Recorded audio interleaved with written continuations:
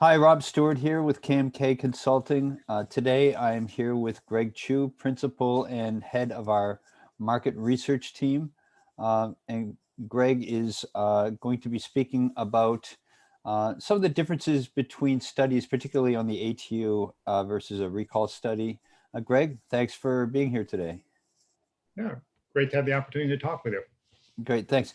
Greg, so we've talked about this before, where sometimes there's an option to go with an ATU versus a recall. Why don't we start by talking about like what you really get out of each study and what the differences are?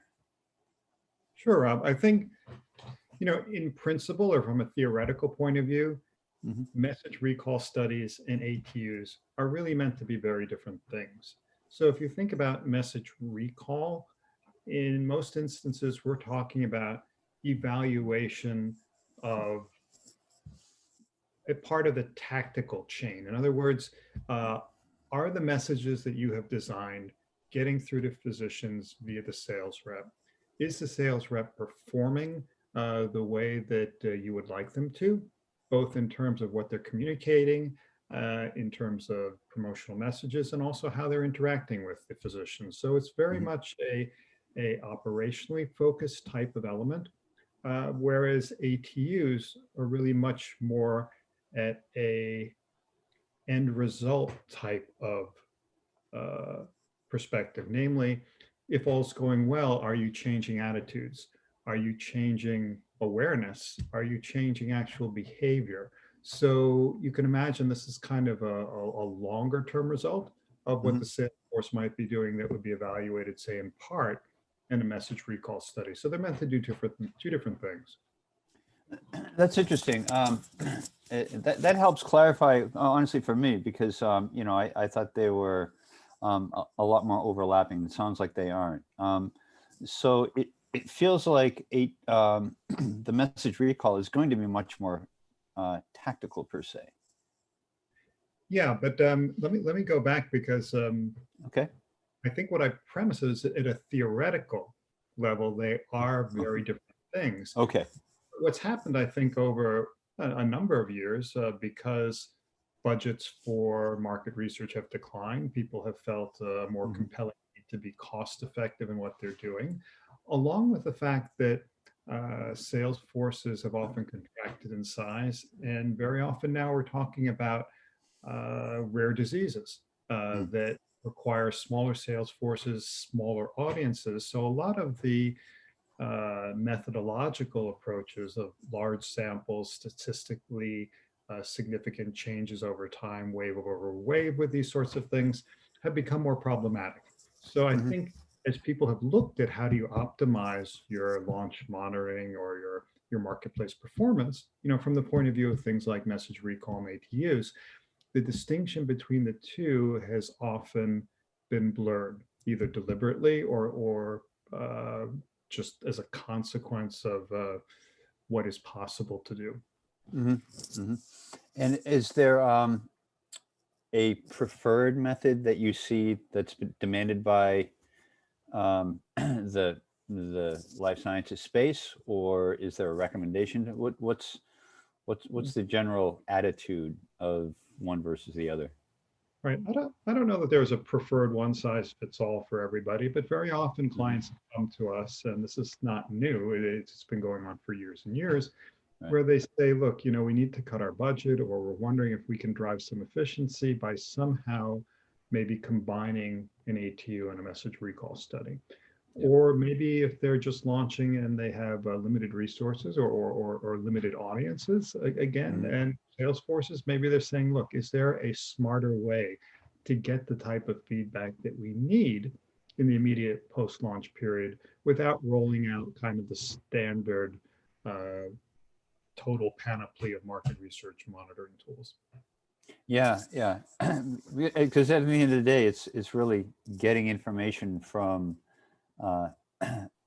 physicians and understanding their perspective. One may be very much more on the sales performance side, and another may be much broader in nature. So I could see how that blend could occur. Yeah, yeah, and definitely, there have been many approaches taken, and all have their merits, and some are still obviously being used. I mean, there have been companies that have created syndicated or multi-client studies that look at awareness and attitudes towards particular treatment areas or even particular products. So that's very useful as well. Obviously, it can't be exclusively tailored to a particular client because it's meant to serve multiple clients, but that's something which many clients take advantage of.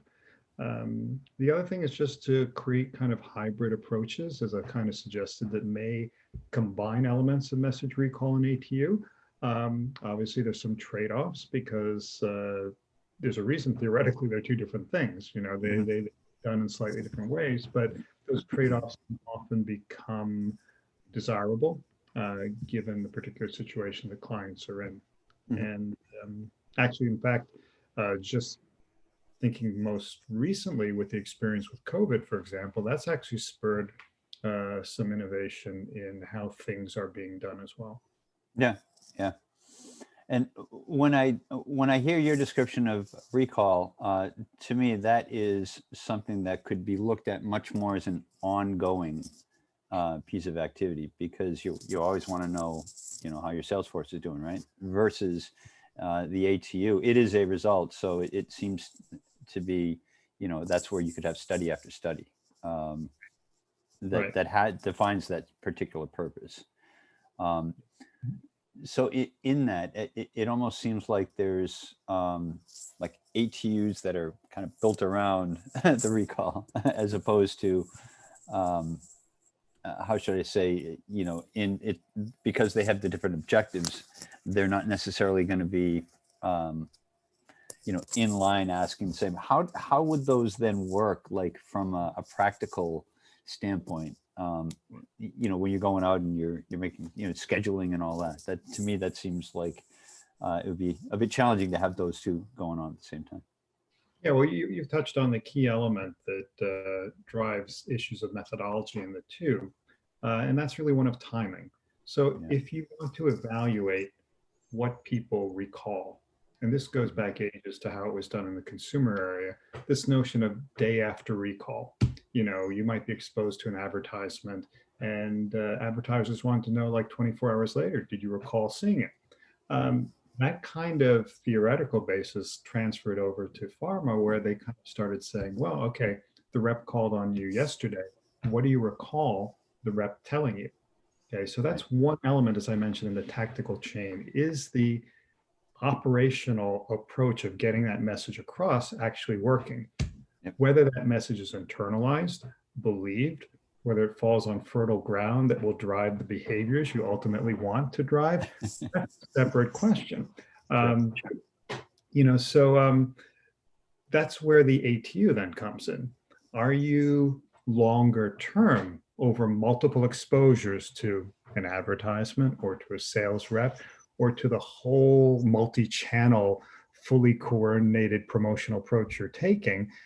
Are you actually changing attitudes, perceptions, and behaviors? That's what's generally captured in an ATU. So the obvious question then becomes, well, if I have to get to a respondent or a doctor within, say, 24 hours of them being detailed, I don't necessarily have to do that with an ATU.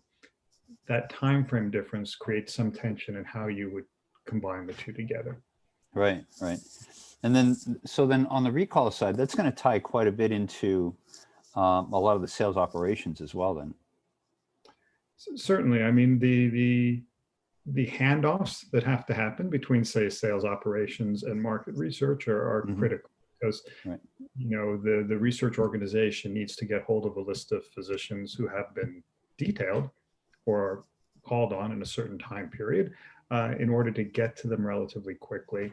Then there are practical issues. Can you actually reach them? So we look at panel matches to panels of physicians, folks who are generally more likely to answer surveys. And that whole cascade has to happen relatively quickly. Right. Interesting. Okay. Well, Greg, I want to thank you for just giving this brief overview of ATU versus recall and how they can be combined. If anybody that's watching this is interested in learning more, we'd be delighted to meet with you or share our experiences. Again, come visit us at kmkconsultinginc.com and reach out. Thank you very much and have a great day. Okay, thank you all.